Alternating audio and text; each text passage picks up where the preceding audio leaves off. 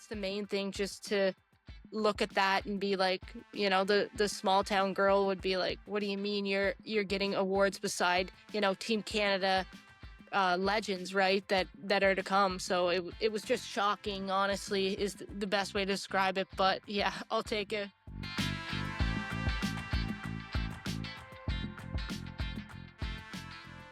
Hello and welcome back to Rinkside Rundown, the podcast that brings you inside the world of women's hockey, one story at a time. I'm your host, Chris Sinclair, and today's guest is Abby Hustler, a skilled and driven forward who just wrapped up her fourth season at St. Lawrence University. Abby, welcome to the show. How are you doing? I'm good. Thank you for having me, Chris. Thanks so much for joining me. Thank you so much for taking the time. So, like I mentioned off the top, you started from Canada's East Coast. Now you have just completed the NCAA chapter of your career. And I want to go back to your roots, which is where you're at right now, back to PEI. Let's talk about what it was like growing up there and what first drew you into the world of hockey. Yeah, it's an amazing place to live. In terms of hockey, there's a lot that goes on, but not a lot at the same time. So it's kind of you get the both worlds of it, where not a lot of players go away and play from PEI, but then at the same time, everyone in PEI plays hockey, right? Like that would definitely be the biggest sport here. And so you have people that just grow up, play minor hockey, and then once they're done with it, the odd one would go to university and play, but for the most part, stay in the East Coast of Canada. So, yeah, growing up, it was just kind of the norm to do that and play hockey. And I have three siblings, so we all did that, right? And my family's a big hockey family. My dad and my grandpa both played, and we're very good athletes, so we just kind of followed them and did what we needed. And my siblings ended up taking the normal route of playing through their minor hockey career and then just calling it. But I took it a step further, obviously, and it worked out.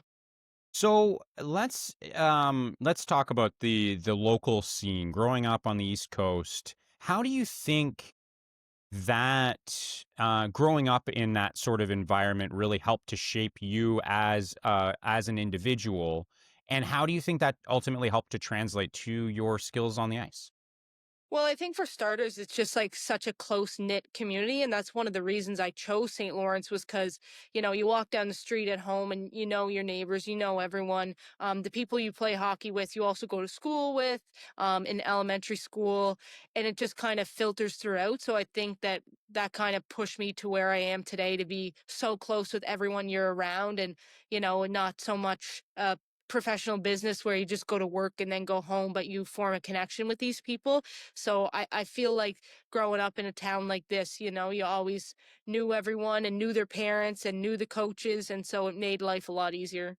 Yeah, and I get that. I'm from a small town as well. There's nothing beats the small town, right? Like being so connected to one another, knowing everything that's going on. There's something super special about growing up in that space. So I totally get that. Do you remember?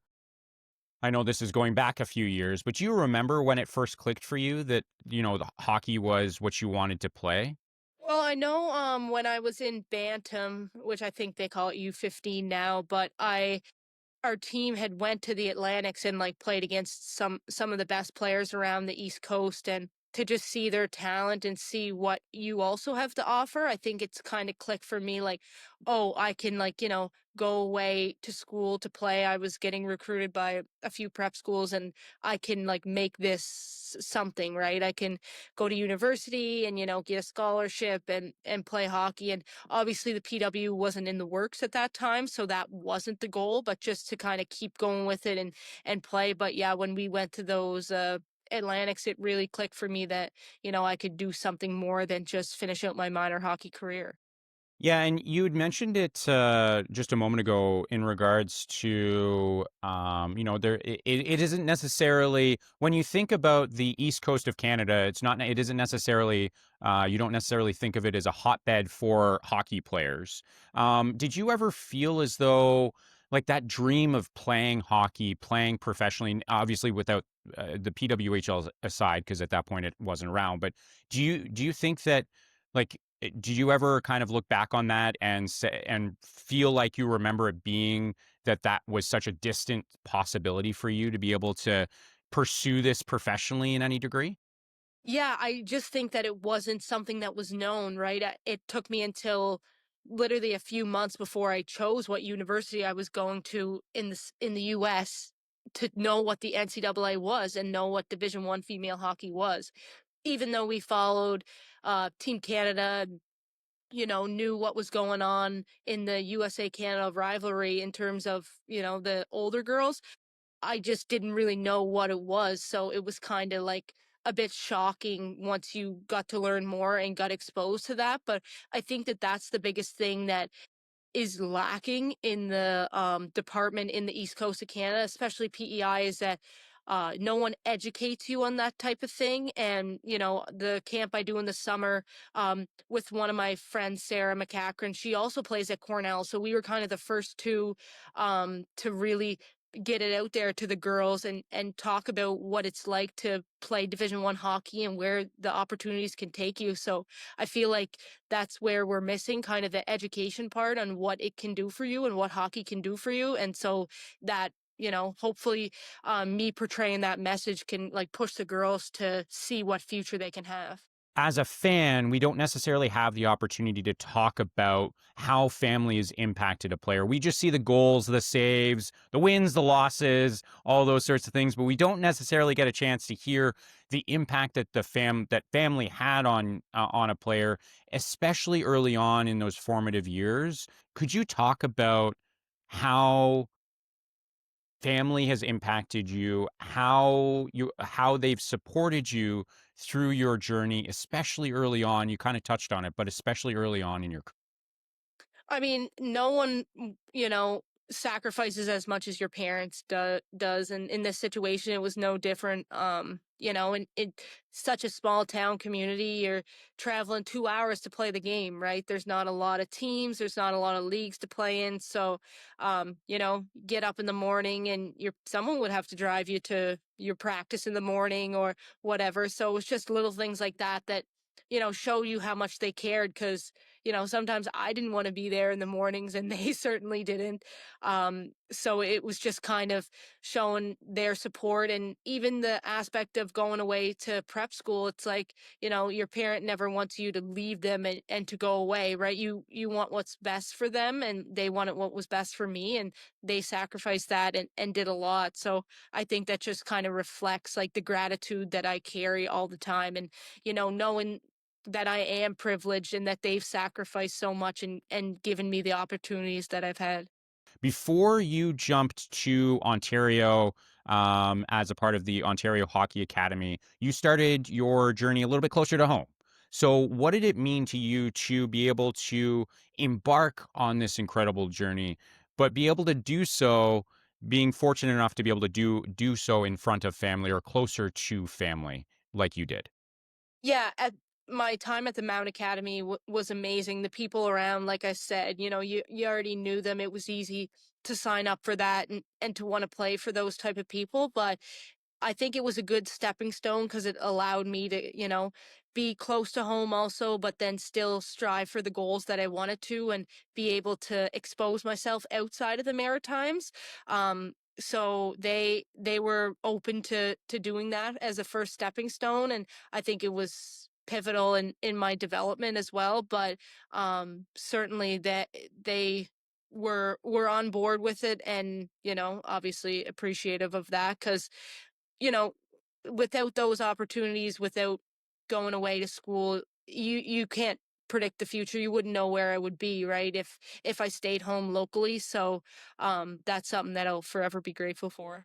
Yeah, and in contrast to that, what did it feel like for you to make that jump for the first time, to move away from home, to be I know obviously you'll always have that close knit group, those people who are always going to be rooting for you, but now they're not so close to you to be able to do that. And this was really the first time when you made that switch from the East Coast now to the Ontario Hockey Academy. What did that feel like for you away from the ice stuff? We'll get to that, of course, but just for you in your growth as an individual, making that shift from something you're probably a little bit more comfortable with to now going a little, at least a little bit outside your comfort zone with the OHA? Yeah, and I mean, my first year at OHA was amazing, and I had the like I was fortunate that I didn't, get homesick like a lot of the kids. Like my family was still able to visit a lot, and I did miss a part of my high school, and that seeing my friends every day at school and stuff like that was a little tough. I had great people around me at OHA, but it was just the fact that you couldn't just get up and text your buddies and hang out with them at any time, right? It was hard, and then when you go home and see them, it was amazing to be back with them. But I just think that was the biggest component was, losing out on some of your, childhood memories, right? And the things that you think aren't that big of a deal, but then at the end of the day, turns out those are your best memories. Then the second year at OHA, it was COVID. So I mean, everyone was kind of going through that anyway and isolated in their own little bubble. But yeah, it just also made it a little more difficult because then you were forced to not see anyone.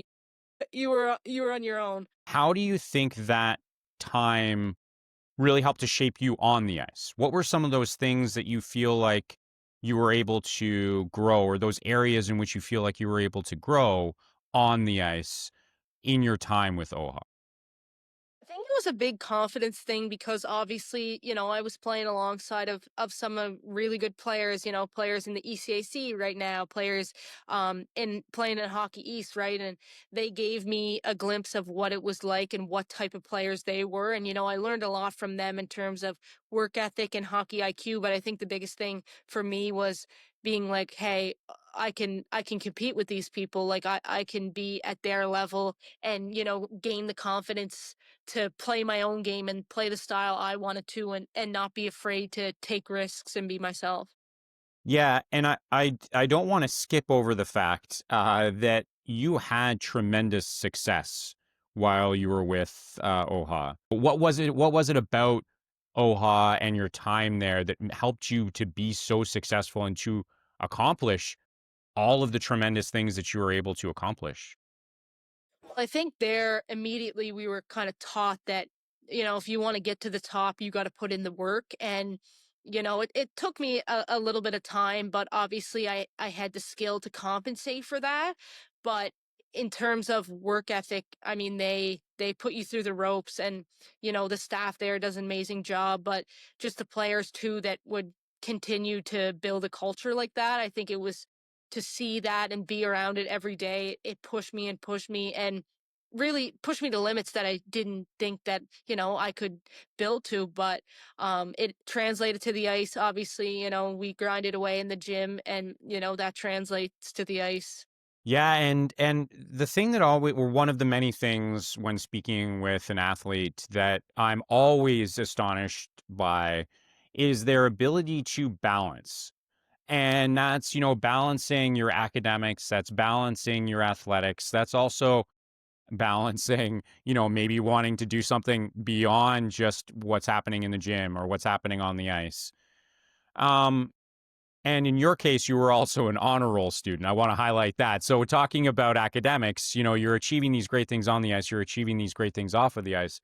How did you do it so early on? And how do you think being able to do that and see that success in those areas and being able to balance those things helped to set you up for your college Well, I think it's just kind of engraved that it's a hockey academy. You have to do both. There's no option, right? So I think it was just you had time set in the day for class. You had study hall that you were forced to do, and it was just kind of built into the system that it's this way, and you have to put in the time in the gym, but then and on the ice, and then also the classroom. So I think I was a pretty good student coming out of my previous schools, but I think it was just gave me an opportunity to keep pushing and not just be like, oh, I'm just a hockey player here, but to allow you to excel in the academic department. I always want to ask this question of Canadians who end up going to the NCAA. What was it about the NCAA program or that route that was more that felt like the right decision over, for example, staying in Canada and playing in U sports? I honestly didn't really look at youth sports as much as, I could say that I probably should have. There's some great schools in Ontario and out west and out east too, but I just being so young, they don't recruit at that time. But then once I learned more about the NCAA, and I was just kind of like, this is where the Team Canada athletes go. This is where the best athletes go. And, I want to try to compete with the best. That I want that challenge. And, it was not a quick decision, but something that I was just set my mind to and just stuck with it. Could you talk a little bit more about some of the other factors that maybe went into your decision to choose St. Lawrence, and then sort of what that experience was like, and how you grew during your time there? Well, I just think the coaching staff were so like nonchalant and you'd expect to meet them and for them to be so professional and so right to the task, but they were just your average joe that you could talk to and banter with about hockey and about everything, right? So it just felt like you know a, a coaching staff that I could relate to, that it wasn't so by the book. And I think that that made it a lot easier to choose St. Lawrence because, some of the other coaching staff members on other teams that I talked to, it was more like, right, like you had to do these certain things and they expected these things, and there was not as much leeway, right? There was, their way or the highway. But I think these coaches allow their athletes, Chris, Mayer, Ted, and Britt, like they do an amazing job. They allow us to grow as a hockey player and as people, they let you pave your own way. And, you know, that was part of the reason that I went to St. Lawrence and I got to experience that firsthand. I grew as a player and I grew as a person, and they allowed that. They didn't neglect me from playing free and doing the things I wanted to, and they didn't get on me about the classroom or you should do this or you should do that. They allowed all their athletes to do the things they wanted to do. So I felt like it was perfect for me. And now that you have completed your time at St. Lawrence, I wanted to give you a chance to be able to reflect on that time. And maybe, when you look back on day one Abby Hustler to now year four, end of year four Abby Hustler, maybe, how have you seen yourself grow? And I definitely want to hear about the on ice too. Like give us hype us up to find, like, to learn a little bit more about how you've grown as an athlete, as a hockey player as well over your time, your 4 years in this program. It's a great program. Yeah, I mean, it was amazing, and when I went in there, I just didn't know what to expect, right? You're like any young freshman, you're just kind of like watch and look and, see what's going on and try to make yourself known and make a mark, but you also don't want to, stick out there and be someone that everyone's kind of looking like, what's she doing? But um I found that it was somewhere that everyone was comfortable, and I went in with a freshman class of me and one other player. So I think the team allowed us, and that kind of helped us to be like, oh well, you guys have already been here, right? You know the dynamic already, even though we hadn't, they are students and athletes had just gotten out of the COVID cycle. So they were going through a whole other chapter of normality as we were. And yeah, I just kind of saw my opportunity with a couple of the girls being gone away for the Olympics. I was like, I feel that my skill and work ethic and talent can take me somewhere and can, push me high up on this roster. And I kind of stuck with that and slowly made my way up, and then made my mark so that when the girls did come back from the Olympic cycle, that I was still, up there in the lineup and could still contribute offensively to our team. And I had a great freshman year in terms of, academic and athletics. Like my hockey season was shocking to see some of the names that I was beside on the national ranking scale. And so I was just like, whoa, like, I was impressed with myself. And, then it gave me the confidence the next year to be like, well, if I could do this in my freshman year, what can I do next year? And I didn't put any pressure on myself to put up these numbers, or didn't have that high of expectations for myself. But, I pushed through, and then sophomore and junior year were really, really good for me. And seeing that in my senior year, I could take a leadership role, and yeah, like in my junior, senior, like really take on that role for the team, and excel at that, and give the younger girls a chance to go through in the same way I did, right? Like be open and be free, and don't be afraid to, take risk and be who you are. And so it kind of worked for me outside the rink, and inside the rink, where could just be myself. And it helped me on the ice too, to have the confidence. And then my senior year came back, and just wanted to kind of repeat the same thing. And whatever happened on the ice would happen on the ice, and you couldn't really control that. But I felt like I put in the time and effort, and everything worked out. Yeah, and once again, it's important to pause here to highlight the fact that you were also named a top 10 finalist for the Patti Kazmaier Award, which is an incredible recognition of the hard work and the talented player that you are. What does it mean to you to look back on that award and to look back on your journey to this point? That's kind of the first thing that I thought of when getting recognition for that award, was like, not the fact that I like got that, but the fact that like the names that were beside me, your Team Canada, Team USA players, it was crazy. Like that was another point where it was like, wow, like I could go somewhere. It was another turning point for me, where it was like, if I'm getting this recognition on the national stage, like, I can keep pushing and keep going further.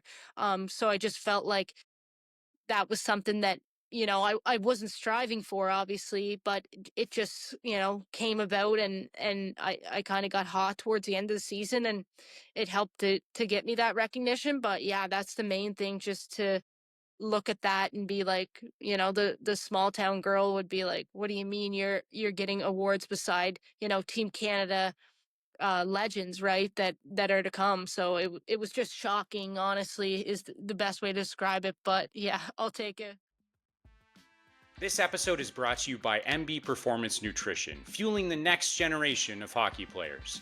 Whether your athlete is just starting out or chasing next level performance, MB Performance Nutrition has free resources to help, like a meal timing guide and protein powder buying checklist.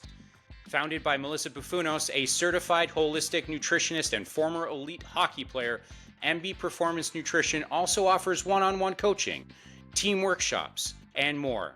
Learn more at melissabufunos.com. That's MELISSABOUFOUNOS.com. You had also mentioned about your leadership role within St. Lawrence, and I wanted to hear from you, as someone who has had the opportunity to be within the leadership team in the NCAA. What does leadership mean to you, and how do you think being a leader helped you both on and off the ice, both personally and as a part of the team? Well, I think the main thing that I got to slew my junior year, and obviously I was not expecting to be such a young leader, with the other girls also being seniors, and the typical college stereotype that, the seniors lead the team. And so it was kind of like, I was a little bit confused at first on how to approach it, but just came back to myself. And if people voted for you, then obviously it was for a reason, and to continue to be the same person that I am, and bring the same energy, right? I think some days, we put in long work, and some people don't necessarily want to be at the rink, right? It's early morning practice or late in the evening, and you just want to go home and eat. Like, some of those things were something that I was thinking in my head also, but had to step out of my comfort zone and be like, I need to lead by example, and I need to show these girls, that there are better ways to do things, and there's work ethic that you can't teach and you can't tell someone, but if you show them the limits that people can have, then they'll take it. But I just think that it helped me grow as a person, and I think that giving me that role was something that um be grateful for forever. But I just think that in general, leadership is just making everyone around you more comfortable, and be able to excel on the ice and off the ice, right? And like you had mentioned before, a lot about the academic department, right? It's just kind of show these girls that there's more to just hockey, right? You want to have fun outside the rink. You want to excel in the classroom, and I think that a lot of people, when talking about leadership, get caught up in the idea of being a leader on the ice, and obviously that's true, but there's a whole lot of elements to that idea. So I hope that I shared it for my young athletes, but yeah, I guess I'll never know.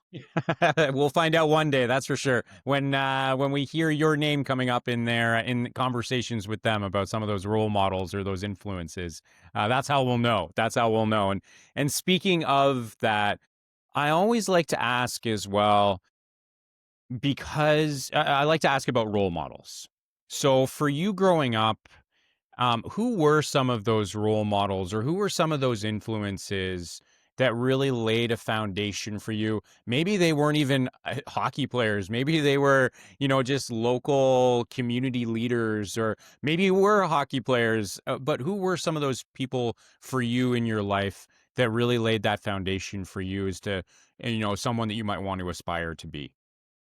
Well, I think the number one is that comes to mind is Sidney Crosby, and I obviously, a lot of people, it's an obvious choice, but I think that the main part for me is, my uncle lives on the river across from him. Like I get to see firsthand like where he grew up, what he went through, the things that he did to get where he was and become, a Canadian legend, really. Um he just put it all out on the line, and it's not typical for people to get to his point in his career. There's a few East Coasters that have made an impact in the NHL, but nothing like he's done. So watching him growing up was, you're just in awe every game.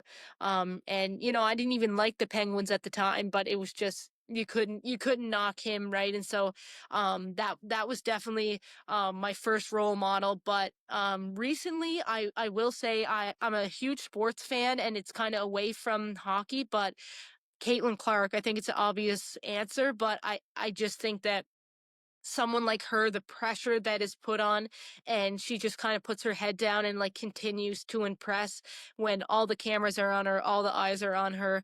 And she's transcended the game of basketball for the women's league. She's done everything, and it's similarly to another great example of Marie-Philippe Poulin, who's a Canadian legend, of course, and has done so much for the game. So I just think the comparison of those two athletes are perfect, because they both continue to just not be knocked down during pressure situations and really push barriers that no one thought could be pushed. Oh, great answers. Yes. What a trio of influences you have. Um, Now I'm going to throw it conversely on you. So we kind of alluded to it just a moment ago, but I want to know as well, you know, especially the journey that you've been on, and the journey you are just about to embark on being in the PWHL. There are going to be a lot of girls, especially back home, who are going to be looking at you, as you mentioned right off the top, having those camps, who are looking to you and saying, you know what, I could see myself being just like Abby Hustler. For you, what does it mean to be a role model? And what kind of, does that feel like pressure to make sure that you're able to achieve greatness because you know that you're a role model? Or does that kind of add fuel and add that added maybe incentive for you to continue pushing yourself because you know the next generation is looking at you as well? I think it's a little bit of both, honestly. I think I enjoy the pressure component. I never shy away from it, but I also um, can recognize that they're watching me, and they want what's best for me, and I want to make everyone who sees me as a role model satisfied and happy, and want to work hard for them. But it gives incentive, of course. At the end of the day, I compete and play for myself, but having others want success for you makes you a little more driven. So I just think that in general, it will put a little bit of pressure on you, because more eyes are on you. But I just feel like, a little bit of pressure is good sometimes, and, it pushes you to be better. Oh, spoken like a true athlete. I respect that a lot. I respect that a lot. We've talked enough about the past. Now let's talk about the exciting future that you have. How does it feel? What are the emotions as you're preparing for this next really exciting chapter of your hockey journey? I will say I'm a huge fan of all sports, especially hockey, and it's a little bit crazy that I'm going into a draft not looking at it analytically and just kind of being in the moment. Other years past, I'd look at this draft or this draft and kind of analyze it, but now it's like, well, I'm in it, so I'm gonna enjoy the moment. And I haven't got into too many like conversations with myself about like, what if I go here, what if I go here, what if this happens. I'm just kind of like playing it by ear, and I'm just gonna be happy to be there, and as soon as my name calls, I'll go up to the stage. So I'm not yeah, I'm not too nervous as a lot of people might be, but I'm just excited to get that opportunity and be beside a lot of good athletes and just enjoy the moment. You know, when you are selected, not if, but when you are selected, it would mean you would be the first player ever from PEI that would be joining the league. What does that mean? And what do you think, going back to that adage of if you can see it, you can be it, what do you think that will mean for the next generation and the next generation of great women's hockey players that are coming out specifically from PEI? I just think it opens a door that a lot of people didn't think could be opened or would be open, right? From other provinces, you have a few athletes here and there, but it's still a big deal to get that. And their role models are, your Blair Turnbulls of the world, who have made a huge impact on hockey in Nova Scotia. But, if you can open that door and allow people to see that opportunity, then, I think that's something that even the girls that don't know me yet or haven't been to my camp or don't follow hockey as much, that's still a big headline that they'll see, and they'll be like, "Oh wow, like that's crazy. I'm also from PEI." Even if they don't play hockey. So I just think it opens a door for a lot of girls that never saw that coming, and never expected it, and maybe that can be their future goal. When you've had the opportunity now to watch from the outside, watch the growth of the PWHL over these last 2 years, the last 2 years of which were your final years at within your college journey. So, what excites you the most about this opportunity that lies ahead of you, and what opportunities it might open for you? Well, I just think it allows you to meet new people that you would never think that you would get a chance to play with or meet in general, and just be a professional athlete in general. It's just not something that I would have ever thought for myself, and I know it won't sink in for a while if that's to come, but I just think that it's incredible, the opportunity that it has been paved by some of these athletes, and to know that you're playing alongside of them, even though they kind of grew the sport for you, and your Marie Philippe Poulins of the world has been around for years and years, wishing that this would happen, and then it finally does, and you get to be around the starters of the whole thing. So I think it's just special to um w- be a part of history, really, and be someone who's been around the league in the early stages and saw the growth that it took. who are some of the players that you're most looking forward to playing with, but also against? That's a tough one. I definitely Emily Clark is someone who I really look up to. Small town girl. She's been killing it this season with Ottawa, so I'd love to play with her. Um, Definitely not against. But another girl coming in the league, Colton Kova. She also, is a big frame. So I love that aspect. I love the physicality. It brings me back to my childhood fighting with my brother. So I just I'm excited to play against some of those big presents, especially Poulin. She also is a very strong opponent on the ice. I've unfortunately played against her before at national camps, and yeah, she's not fun to be in the corner with. But also, like I said, I'm older and stronger, so I'll take on the challenge. But in terms of someone else that I'd love to play with, I would say uh, I love Alina Mueller's game. I absolutely love it. She, is someone that I followed a lot when she played at Northeastern, and just the way she plays, like I'm biased for some reason towards the European style, and I love the way Europeans play in a different game than Canadians and Americans. But yeah, she's someone that she plays good, a good 200-foot game, and can bring everything to the table. Before we wrap up, I want to say once again, thank you so much for joining the show today. What has become a tradition to end every episode is what we call the rapid fire question segment of the show. Are you ready to play the Hit game? me. Let's Okay. go. Okay. What is your go-to pregame meal? Chicken and rice, basic girl. Okay. Favorite cheat meal, or you can sub in a treat here instead if you don't have a meal. Uh, I would say cheat meal. Although all my favorite meals aren't technically cheat meals, but I'll just go like a good burger and fries. Oh, good answer. Good answer. Do you have any superstitions or pregame rituals? No, no, I don't really do those things. I just go with it.